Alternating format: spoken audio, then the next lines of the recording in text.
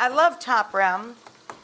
It's cheap, and as long as you cook it low and slow, it's delicious.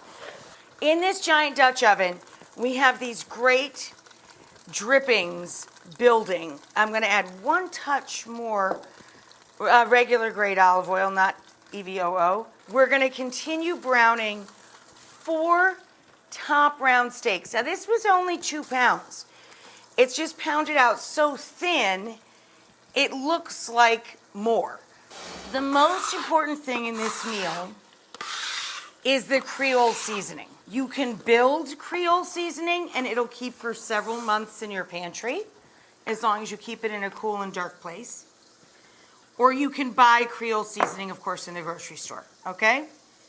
So I took already a round tablespoon of my Creole seasoning and added it to AP flour to bread our beef that's browning in batches in our pan.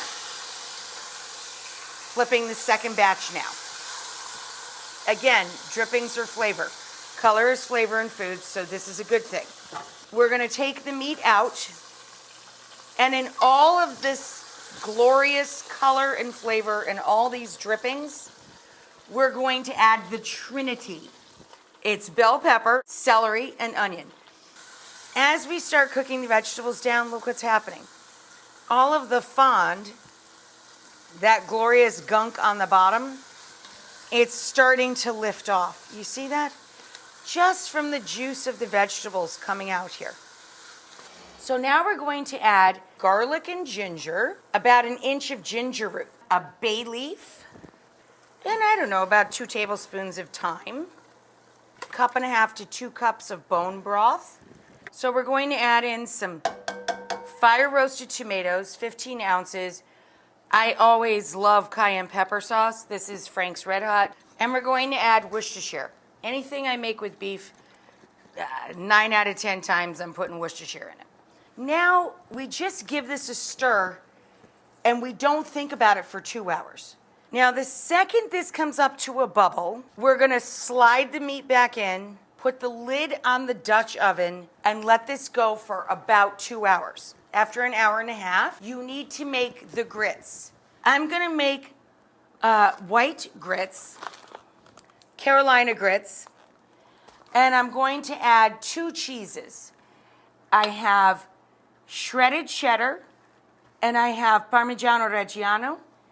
I have white pepper. I prefer white pepper and white grits, and butter. For every 1 cup of grits, we need 3 cups of liquid.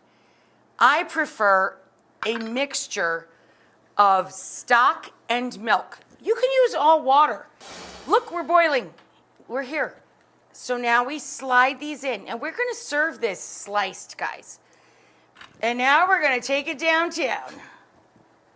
Lid goes on, center oven, and 300 degrees. Okay, guys, as soon as we get a bubble on the liquids, we can start adding our grits. So grits take about 18 minutes.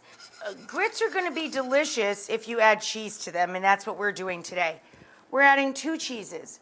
We're adding Parmigiano Reggiano, and we're adding some cheddar, about 1 cup of each. I'm going to put in a little bit of white pepper. So when the grits are just pourable like this, guys, you're going to add about 1 cup of parm and about the same amount of cheddar and a couple tablespoons of butter. If you're gonna do it, do it. And a little bit of white pepper. I don't even know how to tell you how delicious that is. So here's our slow cooked beef. When you slice the beef, remember, always against the grain, the lines in the meat. And when it comes out of the oven, I reduce it a bit. That's what I'm doing right now. I'm taking out the bay leaf. This is beautiful. I'm going to take the grits and just make a beautiful pool. This is so tender now. You know how it's gonna get better? With the sauce. Green onion flavor on top. And there you go, guys.